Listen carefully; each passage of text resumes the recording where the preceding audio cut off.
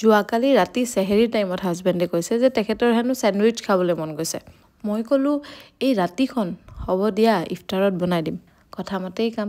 ইফতাৰত সেইকাৰণে প্ৰথমতেই মই বনাবলৈ লৈছোঁ স্যান্ডউইচ।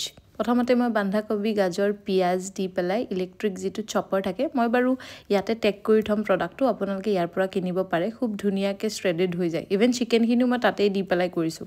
ষ্টাফিংখিনি আৰু তিয়হখিনি কাটি লৈ ছাইড কৰি থৈছোঁ। ইয়াতে বনাই আছোঁ মেয়নিজ, বাট অলপ হেল্ডি ৱে। বাহিৰৰ মেয়নিজ খাবলৈ ভাল নালাগে।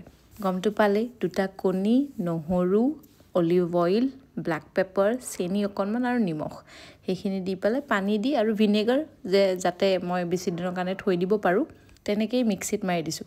বাৰু মিক্সিৰ লিংকটো মই ইয়াতেই টেগ কৰি থ'ম তলত, আপোনালোকে চাব পাৰে বা কিনিলে কিনিব পাৰে। তাৰপিছত কি আৰু এয়াৰ ফ্ৰাই কৰা নাই, ধুনীয়াকৈ বাটাৰ দি পেলাই টাৱাতে সেকি লৈছোঁ। খাবলৈ যে বহুত ধুনীয়া হৈছে। এইটো ভিডিঅ'ত ইমানেই আছিলে।